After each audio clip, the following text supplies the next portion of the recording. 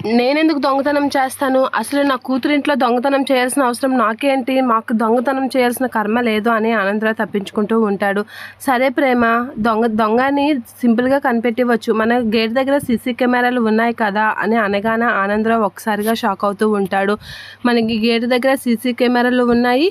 మన ఈది దగ్గరలో 2 సీసీ కెమెరాలు ఉన్నాయి. ఆ 2 చూసేస్తే దొంగ దొరికేస్తాడు. మనం దర్జాగా దొంగని పట్టేయవచ్చు అని ప్రేమ అయితే అంటూ ఉంటుంది. ఇక ఆనందరావు విషయం తెలియగానే ఒక్కసారిగా కంగారు పడుతూ ఉంటారు. ఏంట్రా బాబు, నేను ఇలా దొరికిపోయాను, ఇప్పుడు ఎలా అని చెప్పేసి అనేసరికి ఆ సీసీ కెమెరా ఫుటేజ్ పోలీసులకు ఇస్తే వాళ్ళే కనిపెట్టి పెడితే దొంగ ఎవరో కనుక్కుంటారు, మనకి ఏ శ్రమ లేదు అని చెప్పేసి అంటూ ఉంటుంది. ఇక అలా నర్మదా ప్రేమ అలా దొంగ గురించి మాట్లాడగానే ఆనందరావు అయితే ఒక్కసారిగా ఉలికి పడుతూ ఉంటాడు.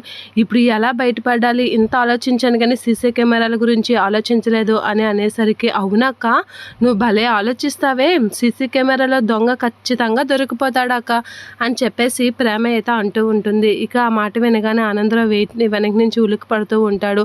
ఆ సీసీ కెమెరాలో దొంగ దొరికిపోతే వల్లి అక్క కూడా ఇరుక్కుపోతుంది అని చెప్పేసి అంటూ ఉంటుంది నర్మద. వల్లి ఎందుకు ఇరుక్కుపోతుంది అని అనేసరికి, ఇంటి తాళాలు వల్లి అక్క దగ్గరే ఉన్నాయి కదా, కానీ తాళాలు మాత్రం దొంగ చేతిలోకి ఎలా వచ్చాయి ఏంటి అని చెప్పేసి వల్లి అక్కని ఆరా తీస్తారు. ఇప్పుడు వల్లి అక్క జీవితం కూడా నాశనం, వల్లి అక్క కూడా స్టేషన్కి వెళ్తుంది, అయ్యో పాపం అని చెప్పేసి నర్మదా ప్రేమ అనుకుంటూ ఉంటారు. ఏం మాట్లాడుతున్నారు అసలు, వల్లి ఎందుకు, నా కూతురికి ఎందుకు ఇందులోనా అని చెప్పేసి వస్తూ ఆనందరావు, అసలు మీరు ఏం మాట్లాడుతున్నారు, వల్లికి ఇందులో ఏంటి సంబంధం అని చెప్పేసి అడుగుతూ ఉంటాడు.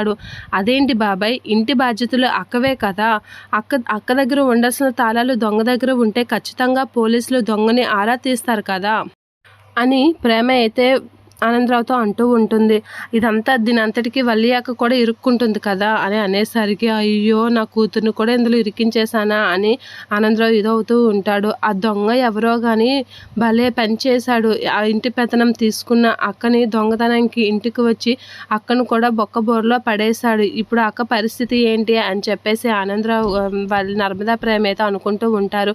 ఇక ఆనందరావు అయితే చాలా టెన్షన్ పడుతూ ఉంటాడు. ఇప్పుడు నా జీవితం, నా వల్ల నా కూతురు జీవితం నాశనం అవుతుంది ఏంటో అని అయితే కంగారు పడుతూ ఉంటాడు. ఇక నర్మదా ప్రేమ అయితే పాపం వల్లి అక్క దొంగ కారణంగా స్టేషన్ పాలు అవుతుంది, అదే తాళాలు అత్తయ్య చేతిలో ఉంటే ఎంత బాగున్ను, ఇదంతా జరిగిండేదే కాదు, అత్తయ్య చేతికి వచ్చాకే ఇదంతా జరిగింది, ఖచ్చితంగా అక్కయ్యకి మంచి ఇబ్బందే వస్తుంది అనేది అంటూ ఉంటాడు. ఇక ఆనందరావు అయితే టెన్షన్ పడేసరికి అది చూసి నర్మద నవ్వుకుంటూ ఉంటుంది మనసులో.